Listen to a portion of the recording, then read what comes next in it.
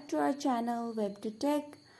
In this tutorial, I'll show you how to enable sharing on Google Keep. Google Keep is an application that allows users to make different kind of notes. So to enable sharing on Google Keep, first of all, go to the Google Keep application on your phone. Make sure that you are logged into your Google account. Then tap on the three lines you see on the top left corner. Then go to Settings. You will find several options here like Display Options, Reminder Defaults and Sharing. Under Sharing, you can see the option of Enable Sharing. You can see that right now it is disabled. So to enable this option, all you have to do is to toggle the button from right over here. And that's it, your sharing will be enabled on Google Keep.